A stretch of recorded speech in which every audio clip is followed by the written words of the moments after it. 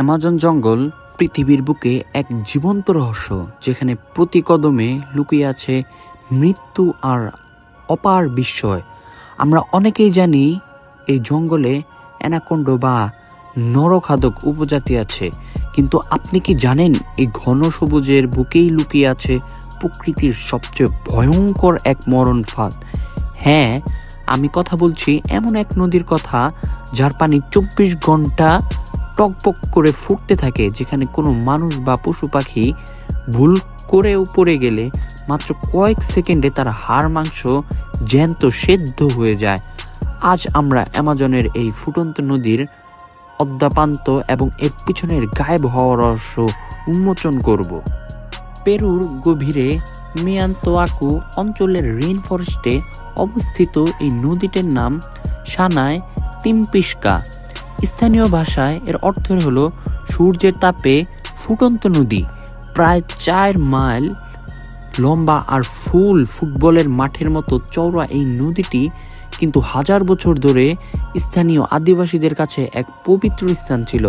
বহিরাগত পৃথিবীর মানুষ একে কেবল একটি রূপকথা বা কাল্পনিক গল্প বলে মনে করত, কিন্তু 2011 সালে আন্দ্রে রুজো নামের এক তরুণ ভূবিজ্ঞানী তার জাদুকরী কৌতূহল নিয়ে এই জঙ্গলে প্রবেশ করেন এবং নিজের চোখে এই অবাস্তব দৃশ্যটি দেখে স্তব্ধ হয়ে যান।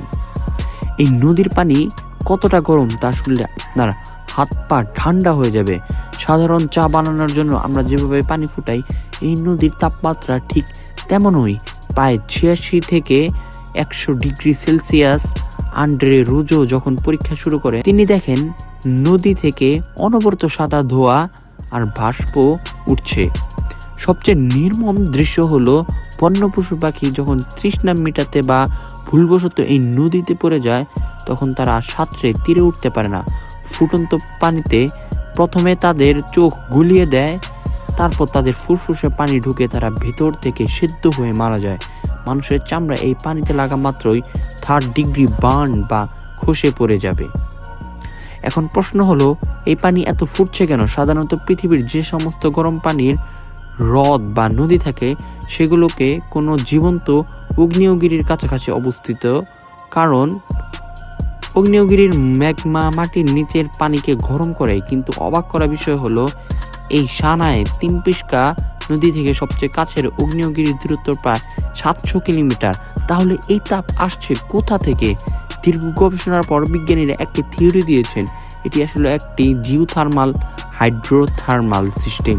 পৃথিবীর গভীরের ফুটন্ত লাভা বা গরম পানি মাটির ফাটল দিয়ে তীব্র বেগে উপড়ে উঠে আসে এবং এই নদীর সাধারণত পানির সাথে মিশে একে ফুটন্ত চুল্লিশে পরিণত করে।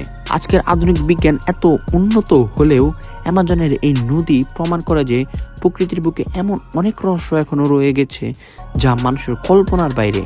স্থানীয় আদিবাসীরা এখনো বিশ্বাস করেন এই নদীটি এক বিশাল মায়াবী সাপের আত্মা দ্বারা নিয়ন্ত্রিত। আপনার কি মনে হয়, এটি কি কেবলই ভূগর্ভস্থ পানির কারসাজি, নাকি এর পেছনে আছে অন্য কোনো রহস্য? কমেন্টে আপনার মূল্যবান মতামতটি জানান।